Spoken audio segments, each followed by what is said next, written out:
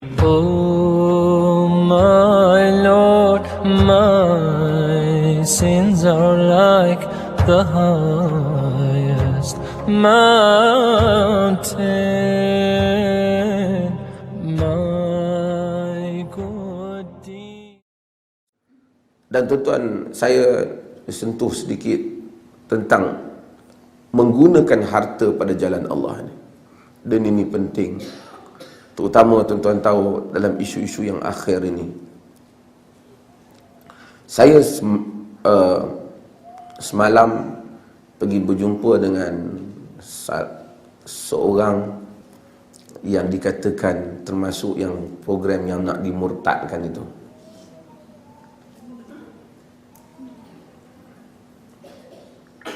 Walaupun dia sebenarnya tak murtad lagi lah, tapi dia ceritakan pengalaman dia dan apa yang berlaku.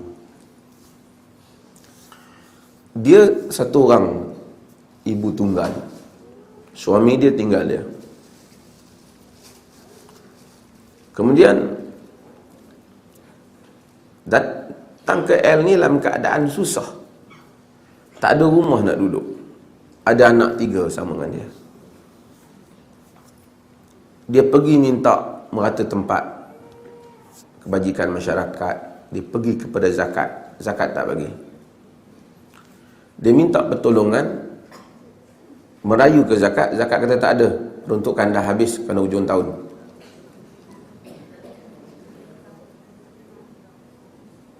Jadi bila dah tak tahu ke mana, dia pergi pula jumpa seorang ahli politik, YB mana. Kemudian dia bercerita dan YB ni bagi surat. Bila bagi surat, pergi ke bahagian zakat, terus pula dapat kerana ada surat YB. Sedangkan dia kata peruntukan dah tak ada.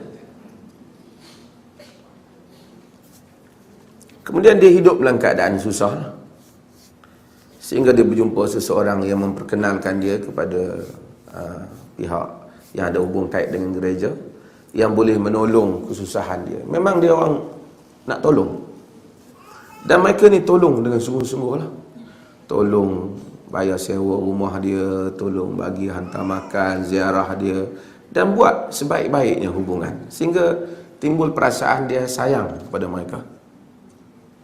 Dan kemudian dia pun tengok bukan dia saja, ramai lagi orang-orang yang ibu tunggal. Mereka punya yang membabitkan ibu tunggal, termasuk juga orang yang kena HIV, termasuk juga mereka mu'allaf yang ditinggalkan oleh suami.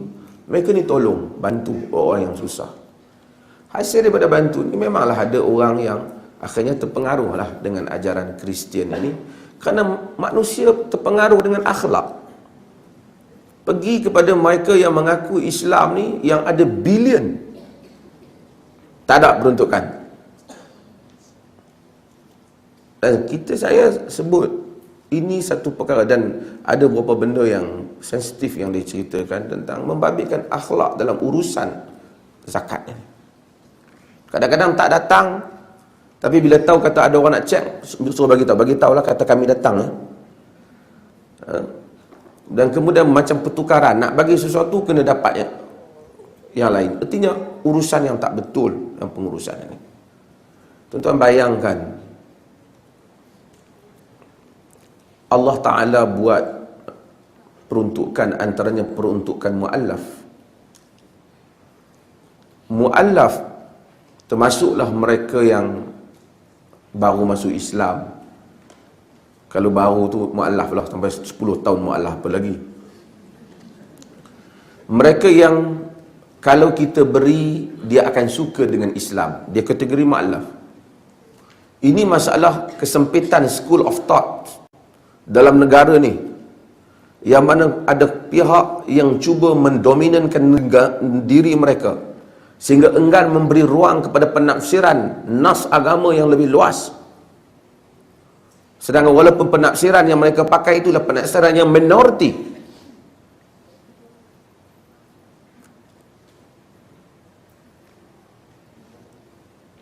Patutnya orang yang kalau kita beri dia mungkin minat dengan Islam, kita boleh bagi.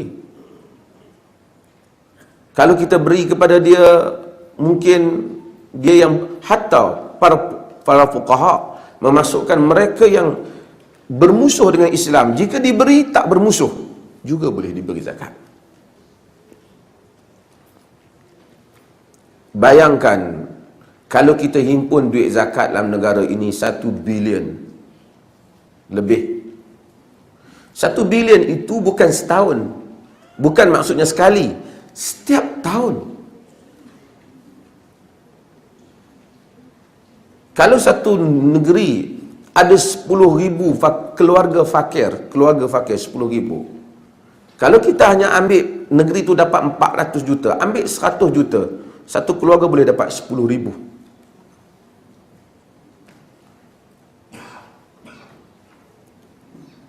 Dan boleh menyelesaikan banyak masalah hidup mereka. Daripada dia beratur macam ni, datang ambil 150, dia tinggalkan kerja dia, tolak 50.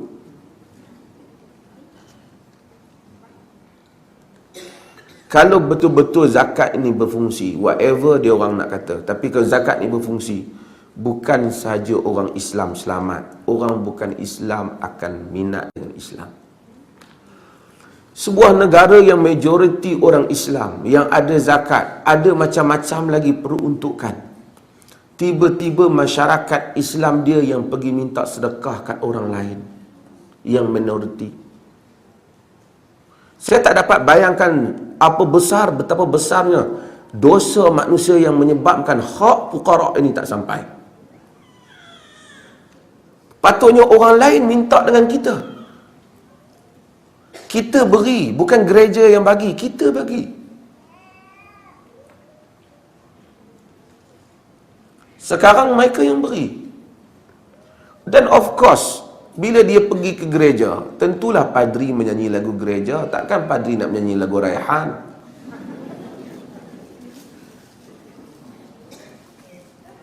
You jangan buat satu kenyataan yang bodoh.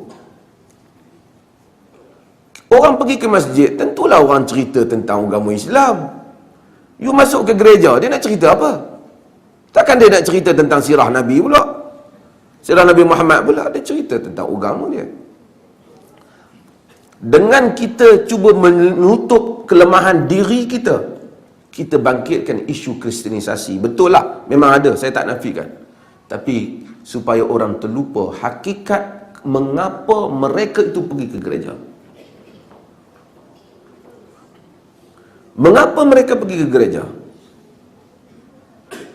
Mereka patut datang kepada pejabat urus zakat. Dan kita harap negara ini bentangkan berapa gaji semua ni bos-bos urus zakat ni. Bagaimana kita boleh tengok bangunan yang cantik-cantik urus zakat, tiba-tiba fakir miskin orang Islam kena pergi minta di gereja. Contoh tengok macam mana kempen mengutip zakat ni. Berbagai teknologi digunakan, SMS pun boleh, ni semua jalan. Tuan-tuan tengok, buat iklan zakat, semuanya di tempat yang berprestij, yang mesti tinggi bayarannya, dalam usaha nak kutip duit zakat. Mengapa usaha yang sama tidak dibuat dalam mencari orang yang berhak menerima zakat? Mengapa program bersamamu lebih jumpa daripada kita?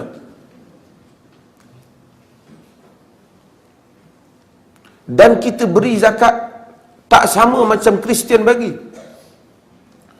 Mereka beri dengan kasih sayang. Itu yang mereka faham. Tengok, ucapkan ucapan yang baik. Kita beri dalam keadaan orang tu rasa dia minta sedekah dengan kita.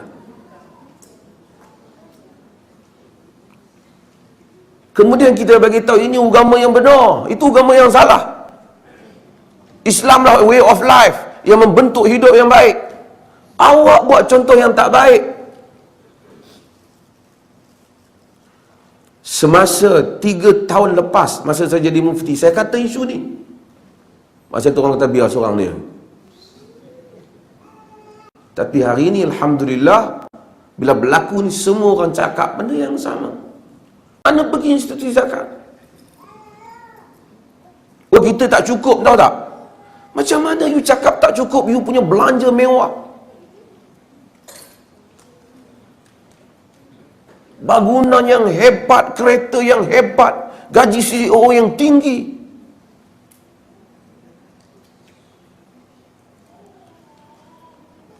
Tiba-tiba orang Islam sekarang dia kata ribuan. Artinya kalau ribuan ibu tunggal, ribuan orang miskin yang tidak mendapat peruntukan, pergi nak kena isi borang, nak kena apa. Bila dia berkenalan saja dengan pihak gereja, dia orang datang ziarah, tengok, terus bagi. Ini tak datang rumah, isi borang. Tak boleh percaya ni. Pasal awak berapa? Suami, sebahagian orang ditinggalkan suami. Suami tak balik. Oh, dia tahu, awak pergi cari suami dulu.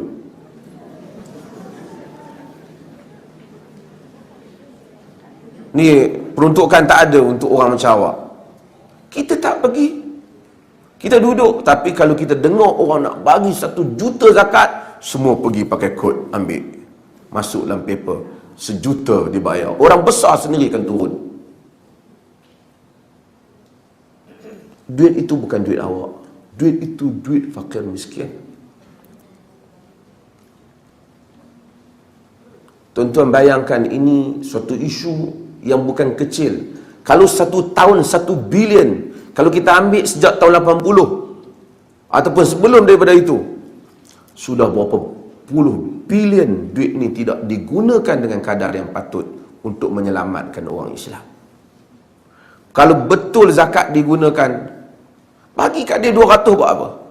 Panggil dia, awak, kita uruskan. Ini gerai, kita dah beli, ini modal awak berniaga. Keluarkan dia dari kemiskinan. Beri kat dia 20,000. Buat apa awak nak buat bangunan? Saya masih lagi nanti, kita akan ada orang buat hotel. Sekarang kita tahu, ada urusan zakat yang rugi meniaga. Ada kilang-kilang mereka yang rugi meniaga. Siapa nak tanggung? Ada yang buka smart itu macam-macam kedai itu kedai ni, rugi. Siapa tanggung? Ini bukan untuk dimeniagakan. Oh, takut kita kena simpan, takut tahun depan tak dapat. Awak tak boleh cakap zakat setiap tahun. Kalau awak berfungsi, orang bayar lagi.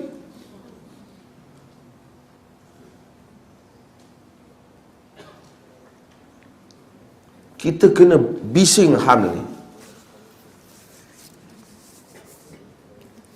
Saya tak dapat bayangkan betapa banyak masalah ini. Memang orang Kristian, dia memang semua agama samawi ni, dia berusaha merebut. Dari sudut dia, dia betul lah. Orang susah dia pergi cari. Ramai pesakit AIDS yang duduk di Muslim, mereka duduk di gereja. Pasal tempat lain memang tak nak ambil mereka. Ramai wanita-wanita mengandung luar nikah, semua orang buang mereka, pihak gereja ambil. Habis tu kita nak buat apa? Kita pergi, kita jangan awak pergi ke gereja, dan dia orang pun tak bantu lagi, dan kita pun tak bantu mereka. Kalau nak bantu pun bersyarat. Saya bimbang mentaliti nak himpun duit bagi banyak ni. Ini bukan duit awak, ini duit fakir miskin.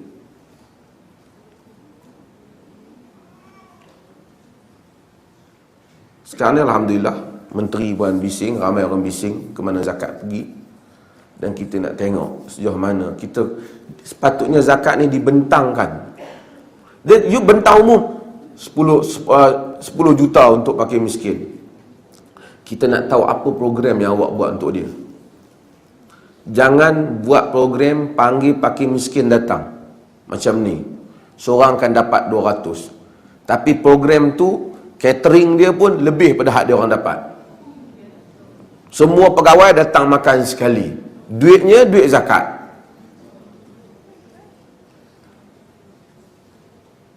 Kita jangan berhelah dalam menggunakan wang ini. Ini duit mereka. Mereka tak pernah perlu untuk makan hebat-hebat. Bagi duit ke mereka. Bagi bulan-bulan. Saudara saudari kita ni cerita dia baru kenal dengan gereja sekejap je, 30,000 dia dah bagi.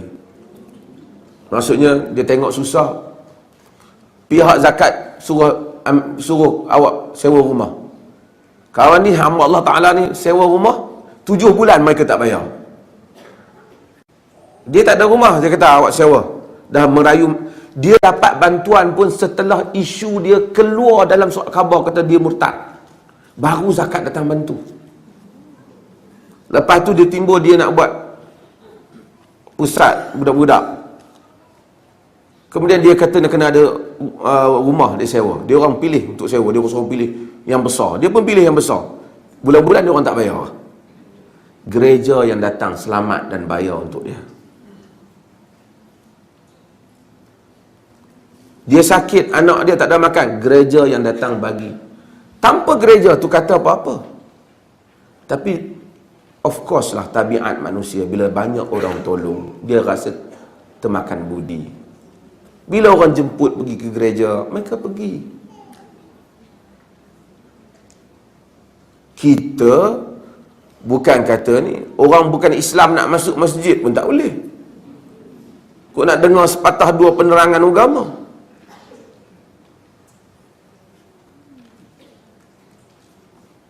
Sistem ini kadang-kadang semua, saya tak tahu kalau ia sebuah kereta jentera besar, dia sudah rebut di sana dan sini.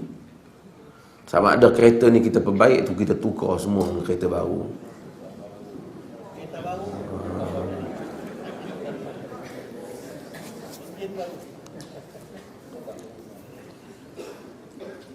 Allah Subhanahu wa ta'ala sebut tentang masalah bagaimana peranan wang dalam agama, peranan harta. Dalam surah Al-Baqarah Allah kata, bila orang Islam rasa berat hati nak bagi bantuan kepada mereka yang miskin di kalangan orang kafir, itu bukan Islam. Allah menyatakan, laisa 'alaika hudahum walakinna Allah yahdi man yasha wa ma tunfiqu min khairin fali anfusikum wa ma tunfiquna illa ibtigha'a wajhillah wa ma tunfiquna min khairin yuwaffa ilaikum wa antum la tuzlamun. Allah kata, laisa 'alaika hudahum, bukan menjadi tanggungjawab engkau untuk memberi petunjuk kepada mereka. Walakinna Allah yahdi man yasha, tapi Allah memberikan petunjuk kepada sesiapa yang Allah kehendaki. Wa ma tunfiqu min khairin fali anfusikum, dan apa yang kebaikan yang kamu belanjakan, kamu dapat pahalanya. Tak payah kira Muslim terkapit ataupun kafir. Satu orang bukan Islam duduk di tepi jalan miskin, minta tolong, kita beri, maka kita dapat pahalanya. Dia minta, maka zakat bagi, ini wang daripada pihak Islam kepada awak. Oh, pihak Islam sangat baik. Kita tak buat. Kita keluarkan fatwa, tak boleh, kalau bagi nanti habis. Orang Melayu macam itulah. Ini akikah, orang bukan Islam tak boleh. Kalau makan secubit, batal satu kambing.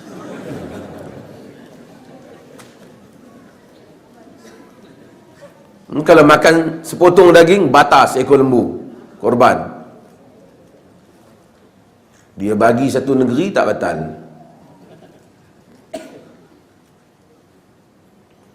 Fik yang sempit yang seperti ini masuk dalam kepala kita, mementingkan fatwa-fatwa remeh tanpa melihat kepada maqasid, the purpose of Islamic law ataupun Islamic syariah itu sendiri, tujuan untuk Islamic syariah itu sendiri, melihat kepada isu-isu tempelan yang seperti ini, yang merupakan hanya pandangan aliran school of thought beberapa mazhab saja, kemudian dijadikan itu yang nak dipertaruhkan. Kalau orang bagi pandangan, boleh bagi zakat kepada orang bukan Islam untuk tarik daripada Islam, oh, ini pandangan ni bahaya.